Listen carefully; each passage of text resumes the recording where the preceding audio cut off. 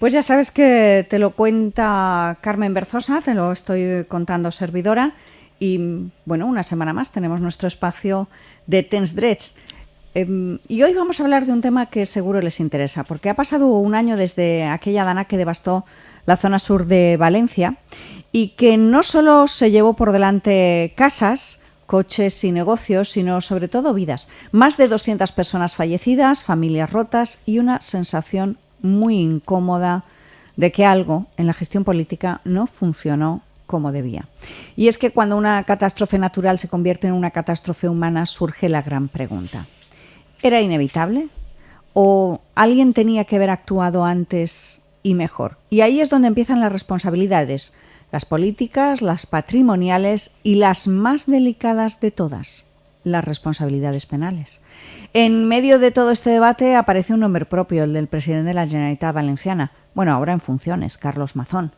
Se le ha señalado, pero ¿eso es todo en la foto o analizando con más calma y sosiego la foto es mucho más amplia?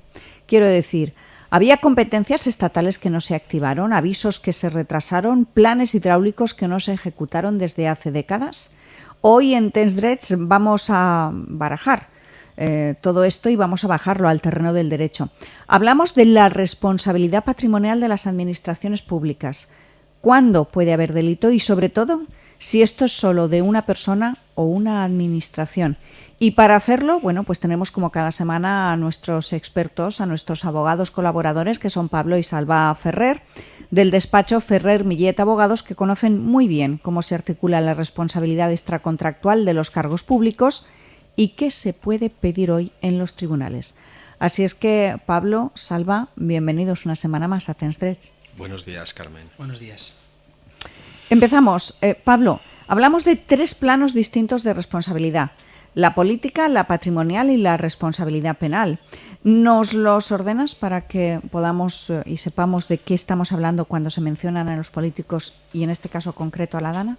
Sí, claro, Carmen. Como bien has dicho, es importante mezclar y tener en cuenta que hay 3 niveles de responsabilidades. En un primer momento tenemos la responsabilidad política, que es la que se ventila en los parlamentos, tanto nacionales como autonómicos, y sobre todo también en lo que es la opinión pública.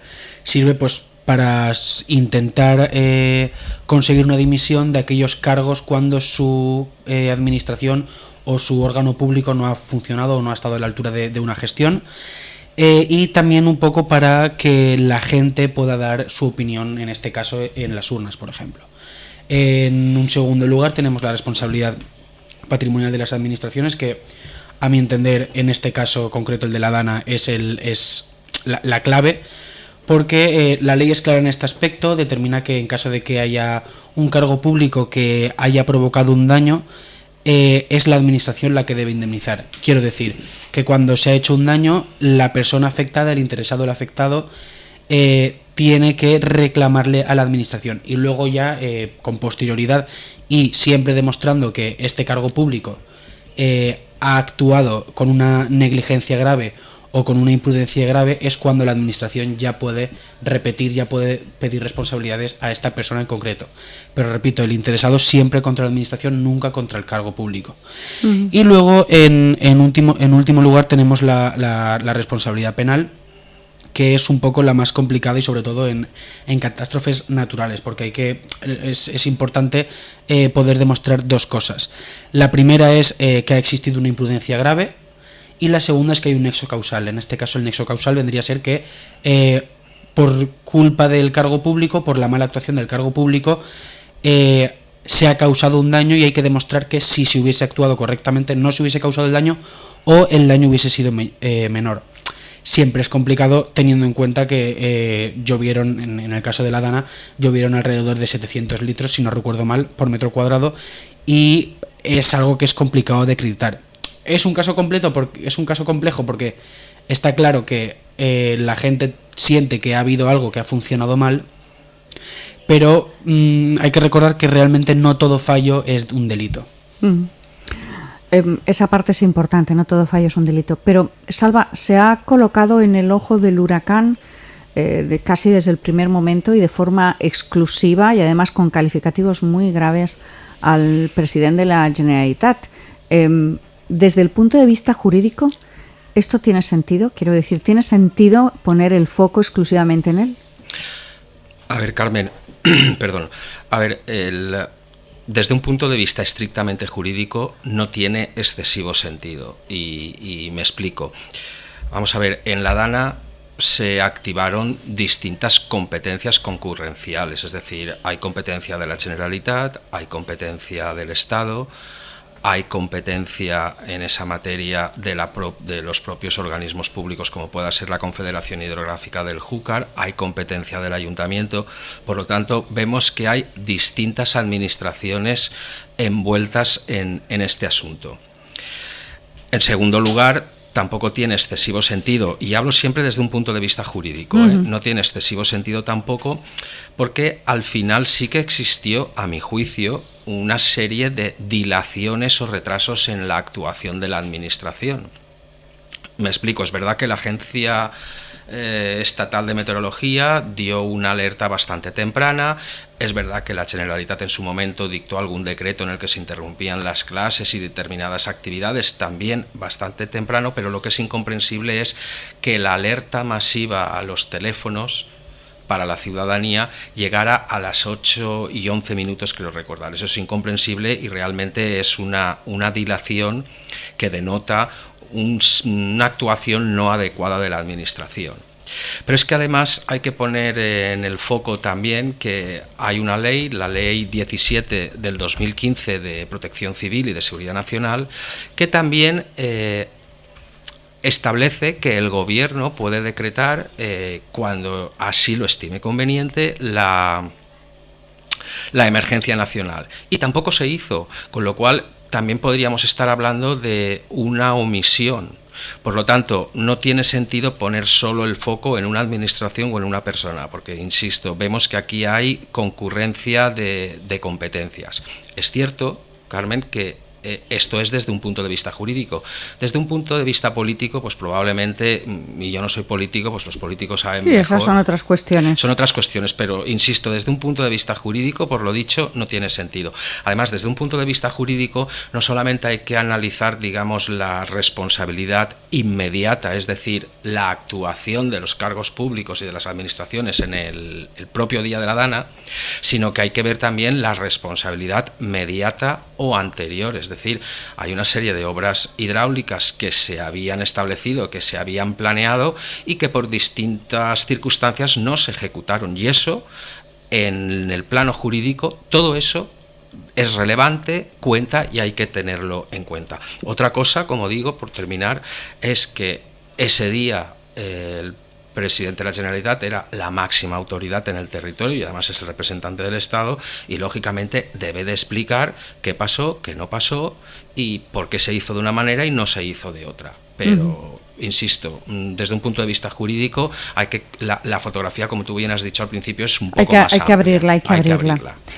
Pablo, vamos a la pregunta que seguramente se están haciendo muchos ahora mismo, y es que con más de 200 muertos, con querellas presentadas incluso ante el Supremo, ¿puede acabar alguien condenado penalmente por las consecuencias de esta DANA? Pues Carmen, a ver, posible en derecho hay muchísimas cosas posibles. Complicado a mi forma de verlo, sí y bastante. Explico porque, como decía, la vertiente penal es necesario probar esta imprudencia grave o incluso una omisión relevante del deber. Y luego también se exige demostrar esta relación causa-efecto, que es lo que decía el nexo causal, que es si se hubiese avisado antes y se hubiese evitado la muerte concreta. Los abogados penalistas en casos de desastres naturales, la verdad es que lo tienen bastante claro, porque hay muchos factores que están son ajenos al cargo público concreto. Quiero decir, ¿cuántas veces hemos visto en la televisión que a pesar de innumerables avisos que las zonas estén valladas, la gente se asoma a los paseos marítimos cuando hay olas de 3, 4, 5 metros de altura, se asoman para sacar la mejor foto, hay muchos factores que son ajenos, como digo, como para poderlo imputar todo a un solo cargo. Donde igual sí que puede haber un poco más de recorrido judicial, podría ser, pues se me ocurre, por ejemplo, en casos de homicidios imprudentes múltiples o incluso en daños imprudentes. Esto en caso de que el juez entienda de que ha habido una reacción tardía y que se podría haber actuado mucho antes. Lo que sí que quiero destacar es que en cualquier caso no creo yo que sea tan sencillo como en algunos medios se hace ver. Salva, entonces, si la vía penal no es la vía más adecuada, ¿a qué vía tiene que recurrir una familia que se haya visto afectada, que haya perdido parte o todo, o incluso que haya tenido pérdidas personales y familiares en su entorno? Vamos a ver, no es que no sea la más adecuada la vía penal, como ha dicho Pablo, quizás es la más complicada. Yo, a mi juicio, entiendo que la que tiene más recorrido es la vía contenciosa administrativa, la de la responsabilidad patrimonial de la administración por un funcionamiento, por un mal funcionamiento o por un funcionamiento anormal. Vamos a ver, centrados en esta vía contenciosa administrativa de la responsabilidad patrimonial, pues en primer lugar habría que acreditar el daño efectivo. Esto no es complicado, ha habido daños materiales, casas, negocios, vehículos, ha habido incluso daños personales, fallecimientos, desgraciadamente. Hay que acreditar en segundo lugar, aparte de los daños, hay que acreditar el funcionamiento anormal o el mal funcionamiento, bien por omisión, bien por inacción o por retraso, y esto más o menos también queda claro. Pensemos que la alerta a los móviles se envió muy tarde, pensemos que no se activó la situación de emergencia nacional cuando se podía y se debía, a mi juicio, haber actuado. El tercer requisito que la vía contenciosa administrativa exige, aparte del daño efectivo y probar el funcionamiento anormal de la administración, es, como decía Pablo también en la vía penal, el nexo causal. Es decir, hay que acreditar que ese funcionamiento anormal de la administración es la que provoca el daño. O dicho de otra manera, si se acredita que de haber actuado con más diligencia la administración pública no se hubiese producido el daño o se hubiese minimizado, pues entonces está probado ese nexo causal. Son los tres requisitos, insisto: daños, funcionamiento anormal y que haya una causa-efecto entre ese funcionamiento anormal y los daños producidos.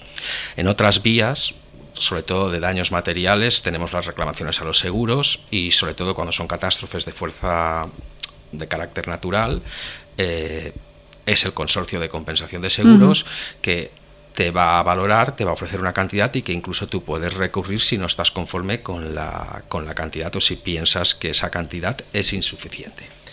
Aquí realmente, Carmen, lo importante es hacer acopio de la documentación acreditativa de todas tus circunstancias y sobre todo actuar lo antes posible, no dejar pasar los plazos, porque en la mayoría de estas reclamaciones que hemos hablado contra el consorcio o en la responsabilidad patrimonial de la administración, los plazos son de un año, con lo cual hay que actuar y no, por decirlo de alguna manera, no dormirse en los laureles. Pablo, hay otra cuestión que yo creo que es importante aclarar, porque se dice que esto era una bomba de relojería por aquello de que, durante años no se hicieron las inversiones en distintas obras hidráulicas contra avenidas, presas, desvíos de barrancos, protección de la Huerta Sur. ¿Se podría reclamar también por esa dejación histórica? Repito un poco lo que ha dicho Salva antes. Yo creo que es algo que se debe y se puede y se debe tener en cuenta, se debe poner sobre la mesa, porque durante todo el programa has estado hablando de la responsabilidad inmediata, pero también es importante la inmediata y la previa. Si el Estado y la Generalitat ya sabían todo esto, porque al final lo sabían porque hay informes de la Confederación Hidrográfica del Júcar, que el Barranco del Pollo no tenía tanta capacidad, que había un plan de encauzamiento que se frenó por unas razones o por otras, que yo ahí no entro, que se excluyó la presa del Cheste de los planes climáticos. Todo esto demuestra de que había un riesgo y el riesgo estaba identificado. El problema es que cuanto más nos echamos para atrás, luego siempre es más complicado fijar la responsabilidad patrimonial, porque al final también se le pone más fácil a la administración no es que tenemos falta de presupuestos, no es que hay otras prioridades, no es que, y incluso te pueden decir que ha prescrito.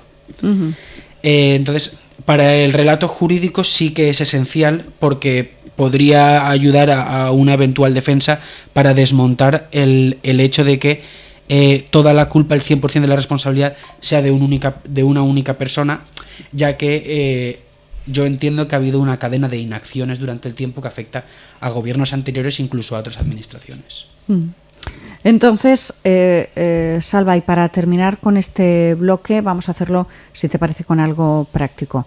Lo que ocurrió ya no tiene solución, quiero decir, ha pasado además un año. Pero ya hemos visto hace unos días que no estamos libres de que nos vuelva a ocurrir. Si tenemos la desgracia de que vivimos un fenómeno similar y tenemos daños personales, materiales, del tipo que sea, al día siguiente de producirse esos daños, ¿qué es lo que nos recomiendas que hagamos? ¿Qué es lo que debemos hacer? ¿Qué es lo que tenemos que tener en cuenta siempre? ¿Qué hacemos al día siguiente del desastre?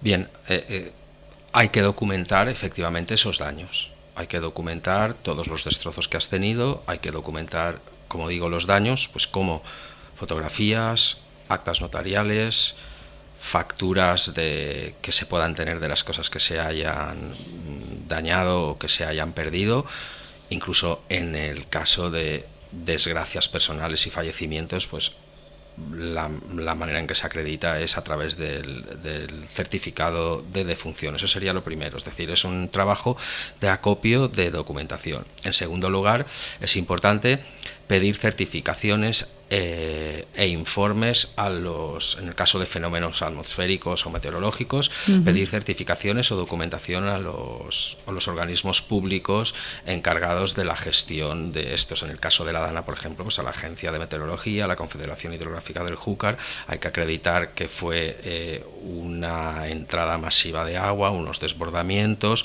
hay que acreditar también de las administraciones públicas si el sistema de alertas funcionó o no funcionó, o fue tardío o no fue tardía. Por lo tanto, estamos un poco en lo mismo, es acopiar toda la documentación que acredite las circunstancias que han provocado, no solamente los daños, sino las circunstancias que han provocado.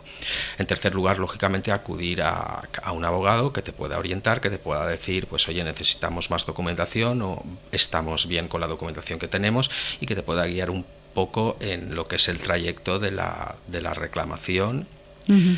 Insisto, bien en la vía contenciosa administrativa, bien si ese profesional en ese momento considera que la penal es adecuada, pues la penal. También hay veces que a lo mejor con la penal es mucho más difícil, no tiene tanto recorrido, pero de la información que tú extraes de la vía penal te puede servir después para utilizarla para la vía administrativa. Y todo eso hay que sopesarlo.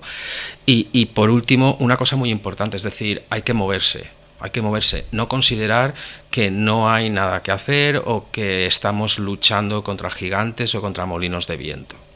Hay que pensar que aunque la administración va a responder tarde, va a tratar de eludir su responsabilidad e incluso, aun admitiéndola, la va a infravalorar, hay que ser perseverante, hay que luchar porque, bueno, como dicen, al final el que la sigue o el que la persigue la consigue. Y después una cosa muy importante, esto es más centrado en la Dana. Habrá otras situaciones en las que no será necesario lo que voy a decir ahora, pero en el caso de la Dana, no centrarlo única y exclusivamente todo, y hablo desde un punto de vista jurídico, por favor, no quiero que quede claro, no estoy hablando desde un punto de vista político, pero desde un punto de vista jurídico, no centrarlo todo en una única administración y en una única persona, porque como hemos visto hay una concurrencia, o sea, la Dana activó una serie de competencias, por lo tanto hay concurrencia de competencias, hay distintos organismos envueltos en esta situación y realmente, a mi juicio, ninguno de ellos estuvo a la altura ni actuó a tiempo o correctamente. Entonces, todo eso hay que tenerlo en cuenta, Carmen. Muy bien, pues bueno, yo creo que hoy hemos podido comprobar cómo la Dana de Valencia no fue solo una desgracia meteorológica, fue, entre otras cosas, el resultado de años y años sin hacer las obras que los técnicos pedían, de retrasos en las alertas en ese mismo día y, sobre todo, de una pelea política. El derecho, sin embargo, nos puede decir otra cosa, que es lo de que la responsabilidad en catástrofes así es compartida y se puede reclamar. Así es que si han sufrido daños por un desastre natural o si necesitan a alguien que les acompañe en una reclamación patrimonial o incluso frente al consorcio, pues pueden solicitar más información en nuestro PICOPE en el 6612 79085 o escribiendo directamente al correo del despacho de abogados Ferrer Millet Abogados, que es info@ferrermillet.legal. Allí les van a poder orientar con calma y rigor a la vez que con sosiego. Pablo, Salva, muchas gracias por ayudarnos a traducir todo esto en el lenguaje jurídico y bueno, os espero aquí la semana que viene. Gracias. Hasta la próxima, Carmen. Hasta la próxima.